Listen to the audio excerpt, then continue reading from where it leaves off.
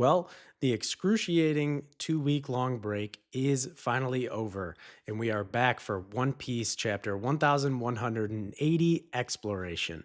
So, I am unbelievably excited to get into this chapter. I'm hoping Oda is not going to pull any of his tricks with us, and he's actually going to let us dive into seeing Emu in action and seeing here on the cover page, seeing the title for the chapter as Omen is extremely foreboding and would at least lead me to believe that we are going to see Emu in action and we're not going to pull a cutaway to something else after that incredible reveal from last chapter. Last chapter was, I mean, it was monumental for One Piece as a story, but then One Piece as a community and all of us as readers. It was building up for so long, and at least in my personal opinion, not anything but amazing when it came to Emu's reveal. Obviously, we don't know what their silhouetted form still looks like. Oda seems to be kind of keeping that close to his chest for some reason, but we do get to see what I presume to be the hybrid form for Emu. Now, I will have a segment probably at the end of the video. There's a lot of stuff from last chapter that I just kind of didn't get to talk about.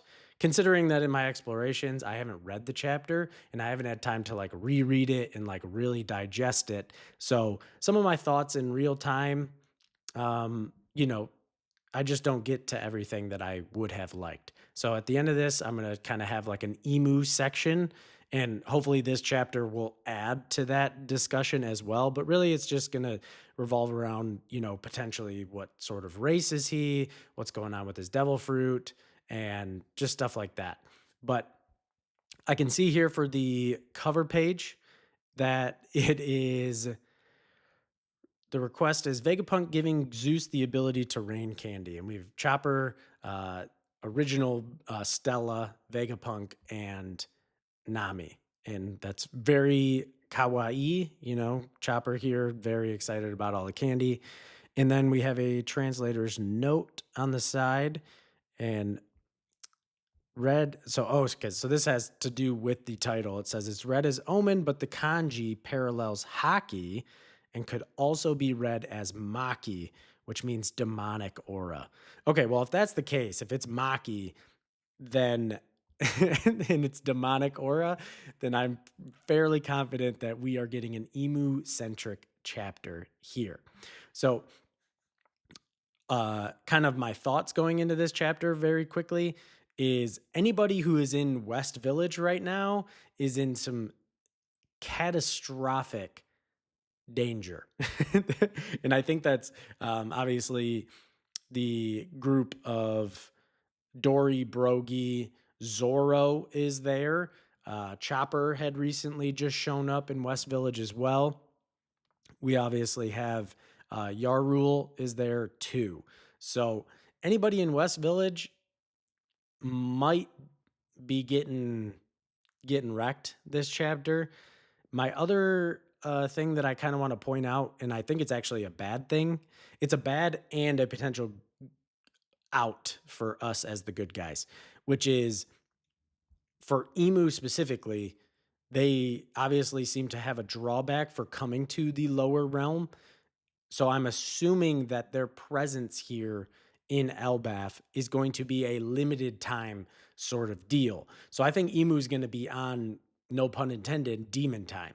He's going to be getting straight to it because he does not have time to mess around.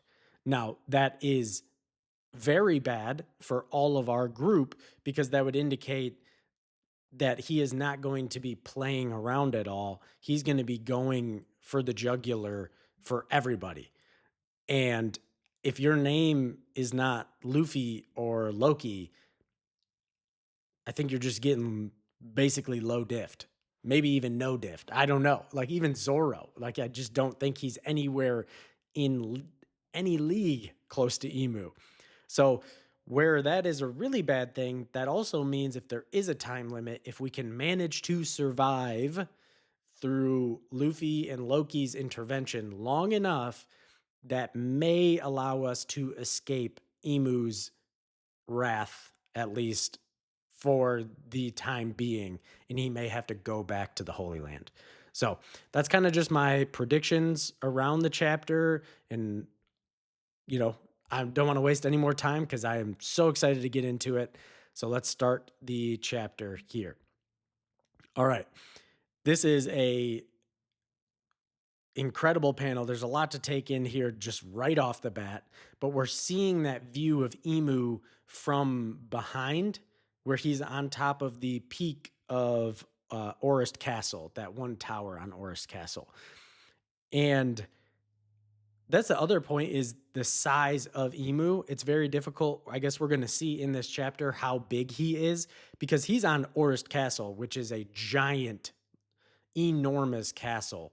And it's just hard to know, because in his silhouette form, he seems to be rather small. I would assume he's quite bigger in this hybrid demonic form, but let's see. We see that I don't know what we're calling this, his like song, his theme song, like his counterpart to the drums of liberation.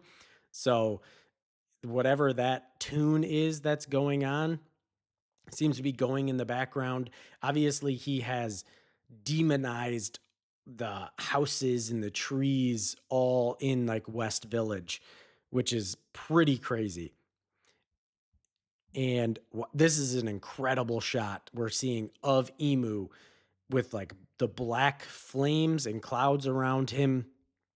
And he's just standing there. That looks so amazing. So we have Dorian Broggie here. Who the heck are you? Oh, wait, no. Got it.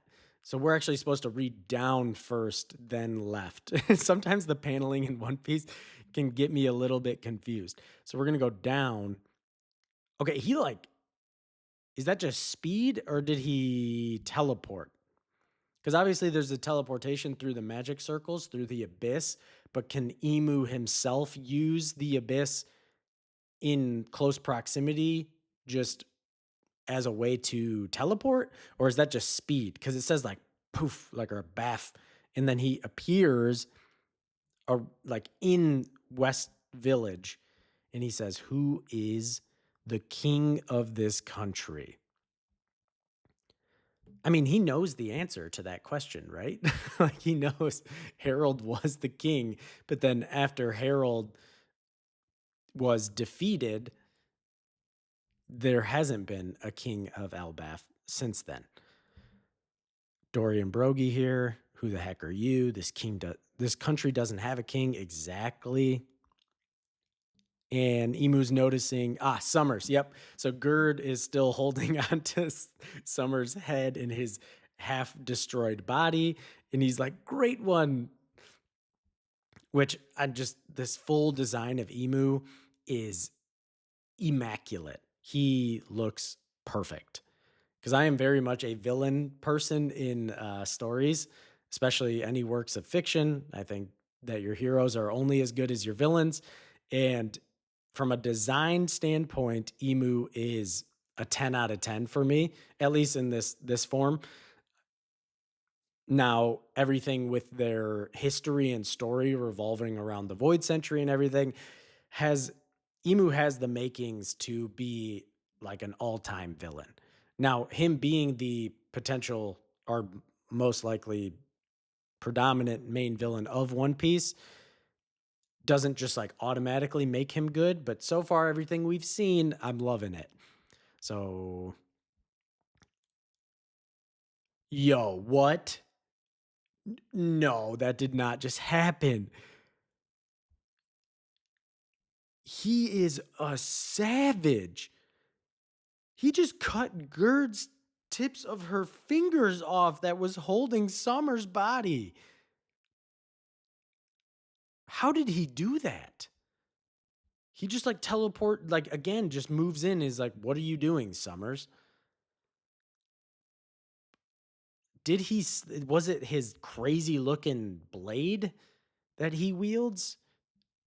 I can't believe he literally just cut her fingers off.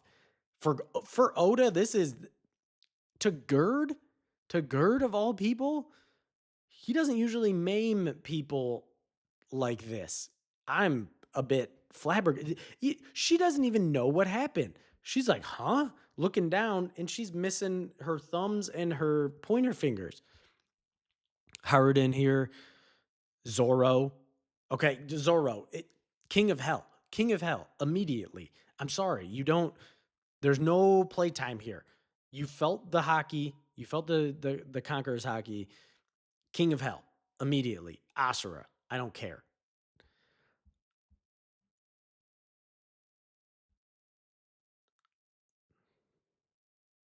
Oh my gosh. So he just, I mean, he's coming in to basically, obviously, save Summers here. We got the new giant warrior pirates and Zoro. He's just going into the middle of their group. Chopper's like, that's awful. What is he? Chopper, you're the doctor. Get on it. Get on it. I know you can't regrow limbs, or maybe you can, and I just don't know it. But you need to help her. And oh no. This Zoro, he slid right in front of Emu. Emu's standing. Okay, so Emu's size, he is considerably larger than Zoro. He seems to be about that like admiral height, because like in One Piece, there's like certain characters. It seems like all the admirals are about the same height. Uh, that like very tall for humans, but then like short compared to obviously like giants and even things like Kaido as an Oni. Big Mom was just a freak of nature, but he's okay. So he's pretty big. This is so bad. This is so bad. And Summers seems to have regained his steel heart. Great. Couldn't just kill that dude. Zoro is asking Emu, are you another one of those knights? Bro, mm, not, no, not a knight. Not a knight. Okay, we got Harden going in. Bro, Harden, I know you have some like real potential, obviously, as Harold's son, and very important when it comes to probably the story of the Giants and their future as a country. But against Emu, bro, you got to pack it up. But again, he just hurt his crewmate. So, of course, he's going in. Stanson's like, don't, dude, don't do it. Oh, oh, no. Oh, no. Oh, no. Stanson knocks Hyruden out of the way and he says, we don't know what's up with this guy. But then loses his leg from like the knee down. So that would have been Harden, like literally probably just cleaved clean in half. And Zoro couldn't even like move to react to Emu's attack right there. Bro, he is just dicing these people up. Is it, I don't, a lot of this is just going to be me sounding uh illiterate, or see, I can't even speak right now. This is what this chapter is doing to me. Stanson, yeah, not good, dude. Not good. Chopper freaking out again. Like, bro, you gotta help. You gotta help. And Stanson's like, get away from him. We even got Brogy here who's like, who is he? He's tweaking. Okay, yeah, we are. We are. Okay, so here comes Zoro. Here comes Zoro. Good. You have to. King of Hell, 3-sword style. Purgatory. He's going for a Purgatory Onigiri. And then we have Emu's Devil Arrow Tail coming in. Blocked. Blocked. Easy. Easy block. From just his tail. He didn't even block with like his blade. He just devil tail. That was too this is not good. This is really, really this is really bad. And I said this at the beginning of the video. It's like this is at least what I would believe currently, like this is the pinnacle of the verse in terms of power scaling. This is the number one guy, at least from everything we've seen so far. And I'm sorry, like, love Zoro. Clearly, end of series, his potential is insane. But right now, it's just not even close. It's not even close. Like, okay, what is Emu doing here? We need Luffy and Loki. We just do. So he's kind of doing like a little hand sign, and he's got like this little black flame growing out of it right in Zoro's face. And he says, Omen. So similar, like probably a call to the title of the chapter. It was just called Omen. And he basically shoots it, like shoots it out. And it just rocks Zoro. Did he block it or did it hit his face directly? But Chopper's tweaking. He's like, Zoro, bro. Okay, Hyruden is not staying away. He's not staying away. He's coming in for an over the top axe slice. And I gotta say, the way Oda drew Hyruden here, like extra sketchy with the shading, Hyruden looks sick in this moment. But bro, it's just not gonna go well. And Emu's from a lot of the angles, Emu's sash appears to be a circle. Like it's not like how Luffy's is or how Lucci's was as well, or even like the Gorosei. This is like a just a circle. Okay, he's still doing the thing, but now he's adding another on top of it. What is this guy doing? What is this guy doing? And this like black little devil thing. Yo, that is a massive explosion. It's like a bomb, like a devil fire bomb. Yo, that is not good. That is just so not good. And Hyruden just got just absolutely leveled from that explosion. And Zoro, is this Zoro on the ground? It is Zoro on the ground. And it's kind of hard to tell what's going on in this panel of Zoro. He's on the ground and he's saying, damn it. But he's like holding something. So I don't know if it's just from the wounds from the Omen attack. But he legitimately got one of his strongest attacks blocked casually and apparently got one shot by just like a little, well, looks to be a little attack. I did say in the beginning of the chapter that if your name's not Luffy or Loki, you're probably getting low diffed or no diffed. And apparently that it's not surprising. It's not like, oh, wow. But it's just, to see it still is a shock. It really is. Emu is clearly built different. They're all wondering, like, what are these black flames? And Emu, like, still in his hand, and he's seems to be doing something to Summers. He like hovers over the black flames over top of him, and it like resurrects him, or at least like fills him with new renewed energy, and is like, whoa, this is it, an omen. So the omen seems to be able to be used as an attack against opponents, but then when it comes to people that hold contracts with Emu, Now, I'm assuming it might not be the Shallows contract, but it may still be. But at least for the depths or the abyss, I would assume this is a huge boost. Quickly, Summers, there is no time to waste.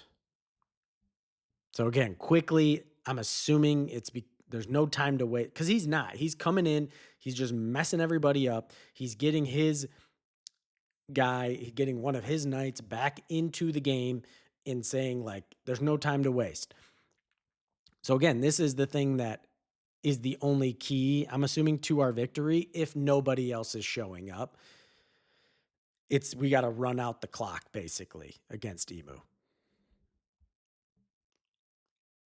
And they both just take off, going in slightly different directions. Oh boy. And as Emu leaves, his song, The Drums of Oppression, is probably like, right? Drums of slavery, drums of oppression sounds pretty good. It's like the opposite of liberation. Um, all of the buildings that were like demonized have returned back to normal. So similar to when Luffy goes further away, the rubbery effect leaves the surrounding area. Okay, Chopper's going into good doctor mode here. He's like, let's get get in the building for now. Everybody gather the injured and the children who passed out. And Yarl's just standing there, literally speechless. He's just standing there, probably like, what in the world just happened? What was that? Okay, so he's immediately going on uh, making an announcement, and it's people of Elbaf, someone even more dangerous than the gods' knights has appeared on the island. Stay alert. Oh gosh. And Emu appears to be flying. Yo, he's got wings now? But the wings are like coming out of what looked to be his. Okay, wait a second. Okay, these wings look exceptionally Lunarian. Obviously, like I'm sure everyone like they're black, they're feathered, they look just like Lunarian wings, and then there's the whole black flame motif as well. And instead of like the Lunarian flame behind him, it's that ring of black fire, but with the eyeballs. But he's been using what looks like black fire as part of his attacks. Okay, this is super interesting because then there's his hair and his skin tone. But the problem is we're viewing this as a manga without the official colors yet. So everything that has like the darker skin tone, it's like that could be like a red, kind of like for along the lines of the devil. So it's like we don't know if his skin is that tan like the Lunarian, similar to King. And same thing with his hair. His hair could be just a lighter color in general. It could be like a pink, or hopefully it's not. God, I hope not. But this is so interesting because Emu, when he was in his silhouetted form, when he first arrived in Orist Castle, he was just in his silhouette. And then as he began to transform, that's when we see the black wings come out of his back. He didn't have them as he was walking around, though, as a silhouette. So it seemed to me like it's part of his transformation. I mean, we don't have all of the pieces of the puzzle, so this is all conjecture, anyways.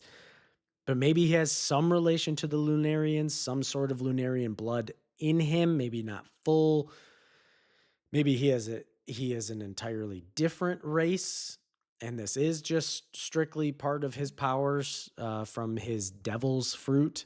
I don't really know. Let's continue. I'm taking forever because this is incredible. So much to talk about. Got all the villagers and everyone freaking out. They just want this nightmare to end at this point. Emu is flying. Okay, he sees the ice cube from the Nibelheim from Ragnir, and with obviously Gunko's body within it. And he takes his spear with the one end that has like the black flame clouds and he points it. Okay, he's pointing it at the ice cube and he fires one of those little devil fireballs. And as he's passing, he blows up. But according to last chapter. According to last chapter, the Ragnir is the only one that can actually, or Ratatosk, or whatever we want to call it. He's the only one that can unfreeze that ice that is produced from Ragnir. But I'm assuming Emu did this and it will actually free him. So maybe that is Emu is the one exception when it comes to being able to thaw out that ice. So he keeps flying on. I don't know where he's going though. My assumption is that he would be going straight to Luffy and Loki. So he's going straight for Nika and the Nidhogg, because those are probably the two greatest threats to his position. And if he doesn't have a lot of time, he's got to go straight for the jugular, which are those two. But those are also the two that would have any sort of relative shot at being able to even hold him off. Then again, maybe not. Honestly, Emu might just be that absurdly powerful. Okay, we're going back to Scopper. He's near the lift. That's not good. Just this one statement alone, he's saying that he has never felt hockey like this before, not even on God Valley. Considering that on God Valley, Emu was present through Saturn, you had Rocks, you had Roger, you had Big Mom, you had Whitebeard, Kaido, you had all of those guys. And also, Scopper sailed with the King of the Pirates. And he's saying even then he has never felt hockey like this before. And just like Kaido says, hockey transcends all. And that is just not good. It's not good. Because the only hockey we've seen, like the greatest hockey we've seen in the series, was from Joy Boy's hockey knot at the end of Elbaf. And I mean, assumedly, if Emu and Joy Boy fought against each other, maybe even were crewmates at some point, I don't know. This is not good. This is not good. If Scopper is saying that, I'm very, very worried for both Luffy and Loki. Okay, we're back at the Walrus School. Whoa, there's like a giant fire coming out.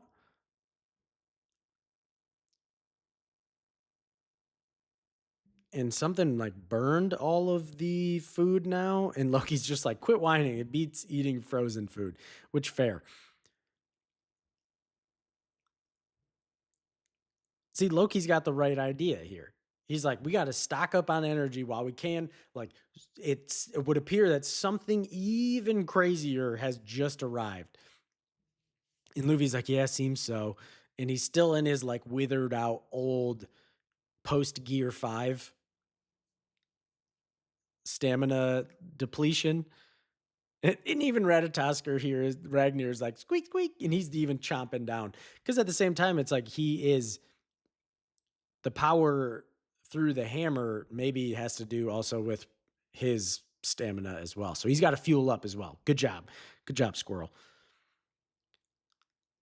Okay, and now we're cutting again. There's lots of cuts, obviously, because we're going all around Elbaf right now. Okay, so we got Nami's group. So Nami, Jinbei, Frankie, Brooke, and Usopp. Brooke and Usopp are obviously out for the count right now. Wasn't Sanji? Wasn't Sanji with I thought Nami last chapter called them over, and I think Sanji came with them as well. We just don't see him here. Yep, Nami's just like, what's going on? Okay, even Jinbei here is like, I have no idea, but this hockey is terrifying. And if they're with the God Knights, obviously that makes them our enemy, which is a major problem. And he's right.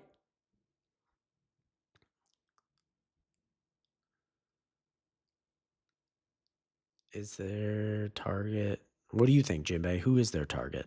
Probably Luffy. Okay, we have Killingham. Okay, Killingham is being released. Great one. An omen, thanks heavens. Okay, so he gave the same thing he gave to Hummers. He's a car now. No, to Summers. And so this is obviously going to start putting him back together, getting kind of like his stamina and his power back. Great. Oh gosh. Okay. Sanji saying, "Who? Hey, who the hell are you?" Oh no, Sanji, no, no, no, Sanji, go, get away, get away, get away. Even with your exoskeleton, I'm sorry, you gotta go. You gotta leave, dude. Just like skywalk out of there, please.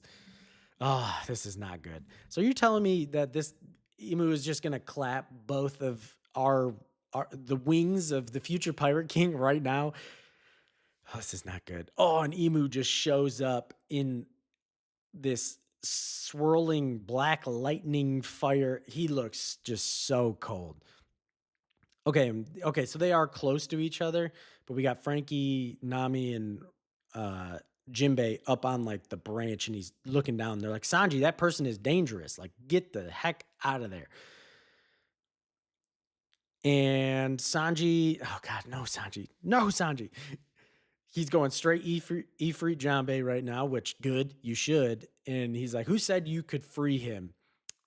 I'm sorry, Sanji. It's Emu. It's Emu said it.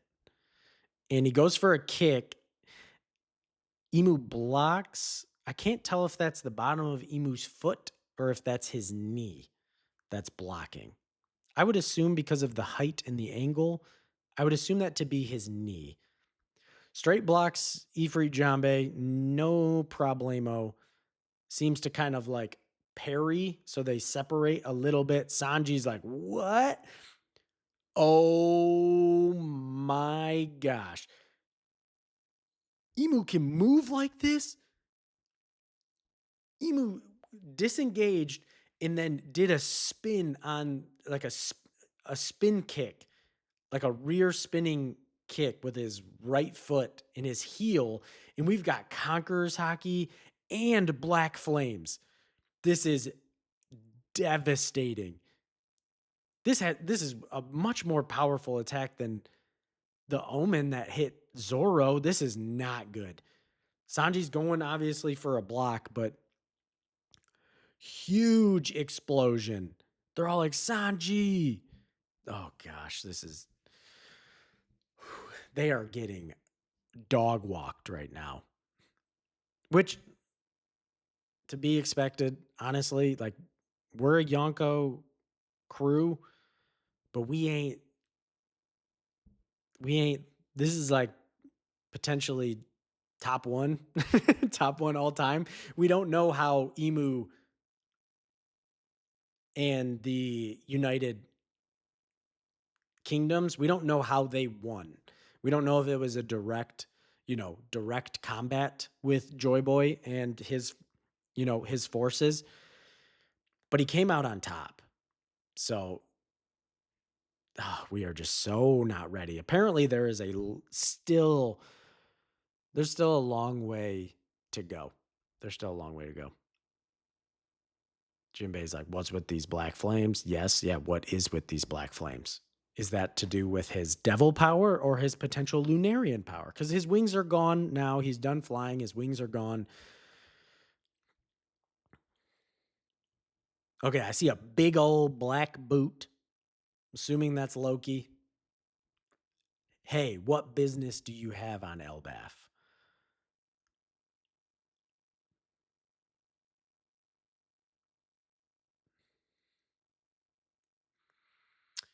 Okay, so Emu says that 14 years ago, Harold was killed here. I have come to find the one responsible. He was my servant. How dare you? technically, yes, he basically signed up to be your slave. But Harold was a good man. Don't talk about him like that. Yeah, Loki's like hell he was.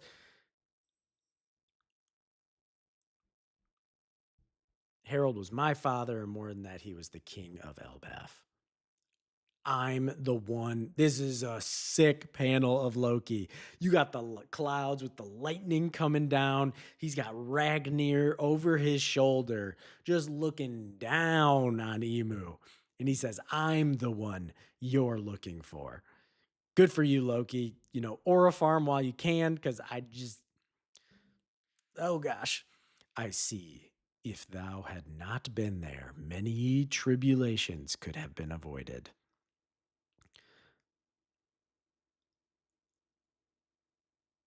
Where in the world would I be but Albaf? Remember that next time.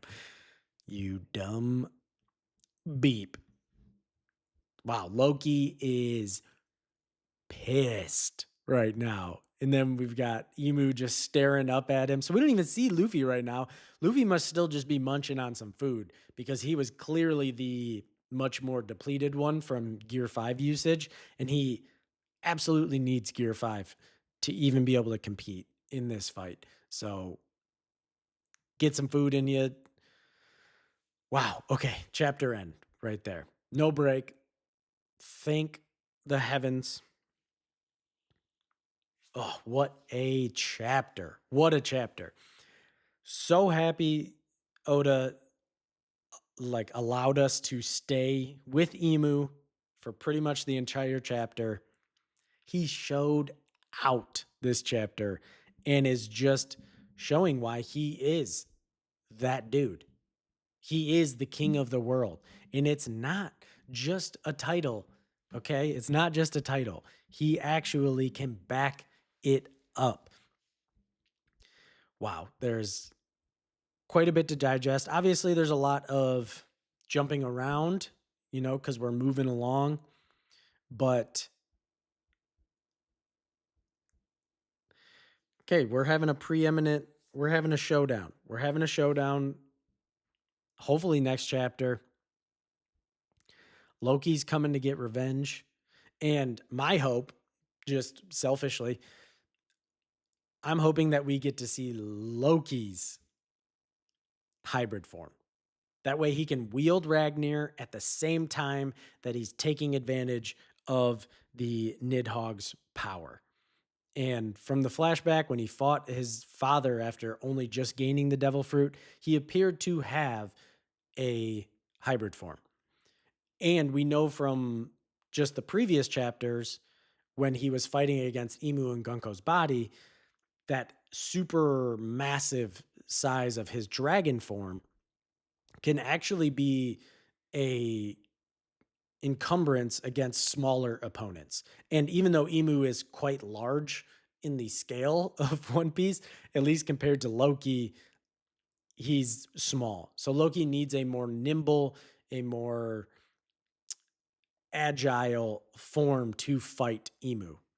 And I'm hoping that is going to be his hybrid form so that we can see it.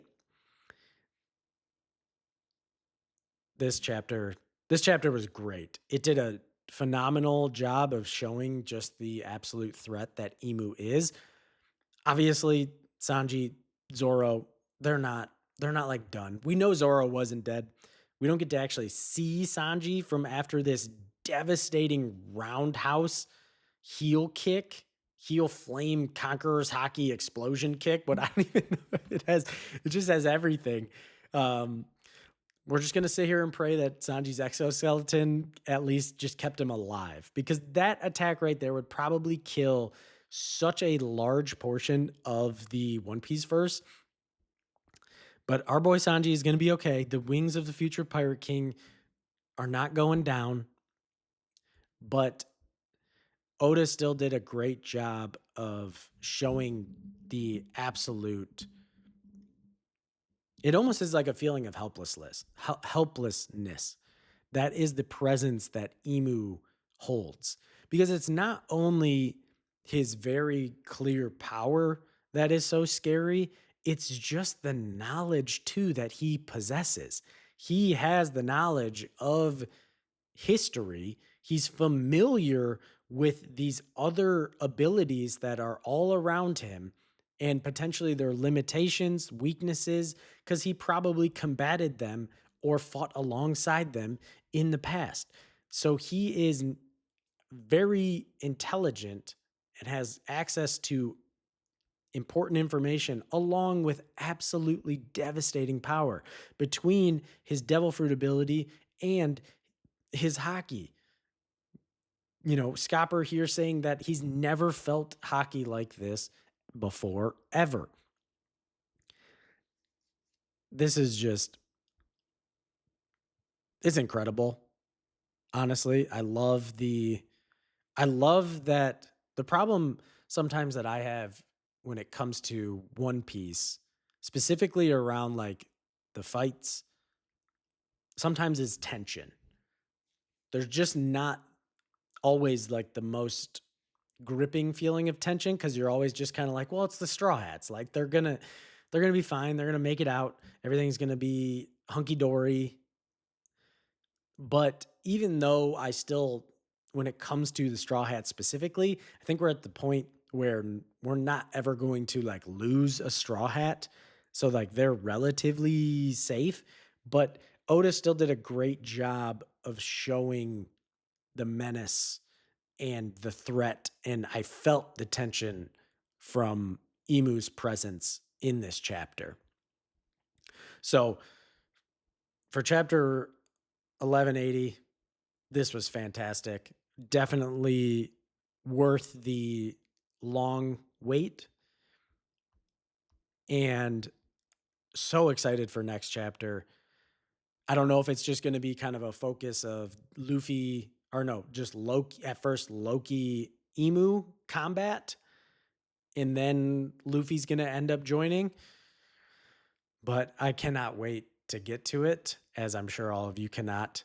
So that's the end of the chapter. I am going to use this opportunity to just go into a short kind of discussion around Emu and their potential origins. And I think this chapter just makes it more interesting on top of it because, like I said earlier, we don't know what his actual skin tone and his hair color is.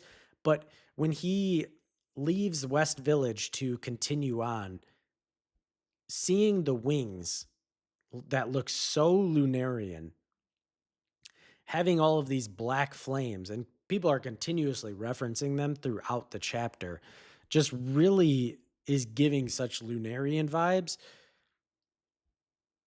But at the same time, like I said, when we see the silhouette, he's not he doesn't have the wings. The wings don't start to show up until he's starting to transform.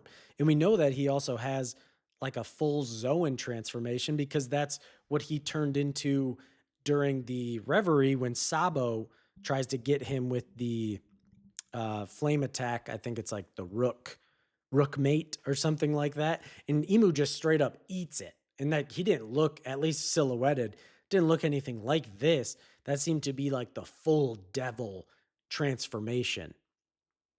And obviously, there's the very unique aspect of his devil fruit in general, because obviously it was written in katakana and not in kanji like the other devil fruits, and appears to be kind of like in its own class of abilities. So maybe it came from before the time of the rest of the devil fruits, or was like the original one, or was like the opposing force to the devil fruits that we know. Emu just has so many question marks around his appearance, his abilities. I mean, he has all of those like tattoos, but appear to be almost like glyphs on his body as well.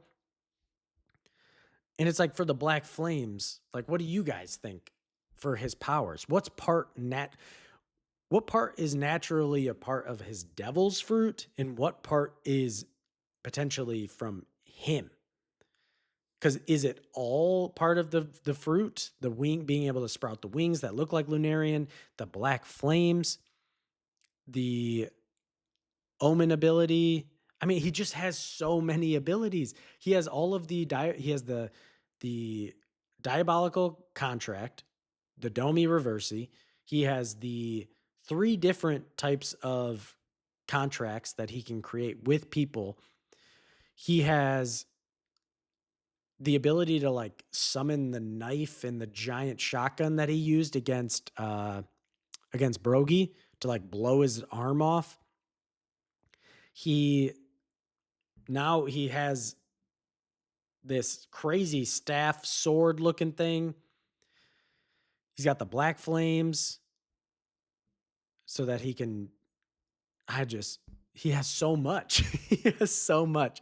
And it's is it all from the devil fruit or is it a mixture of devil fruit and his specific origin slash race?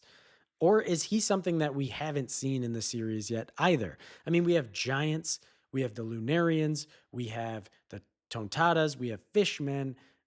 You know, I always kind of think of I've always wondered if like elves, because we have like fairies, but then we have like I'm thinking like elves. I don't know. Oda just has me thinking like along this whole cascade of potential options. But I'd love to hear from anybody down in the comments some prevailing theories or thoughts around Emu specifically. What are you thinking for their powers? What are you thinking comes from the devil fruit? Are they somewhat Lunarian? Because it's like I have the YouTube channel, I post, I'm in the community, but I don't actually have any social media. So the one unfortunate part of that is I'm not really plugged into a lot of the theories or the slight catches because it's like I try to catch as much as I can, but One Piece is so in depth and Oda does some pretty crazy stuff with foreshadowing. So it's like there are people just constantly looking for those things that I just do not have the time to do. So if anybody has revealed something super pivotal or just really good point, if you could let me know down in the comments, I would greatly appreciate it. But if you made it this far, I you're a champion. I've been yapping long enough. Thank you for being here for me to explore this chapter and experience it in real time. And I hope you guys have a great day or night wherever you're at. Peace.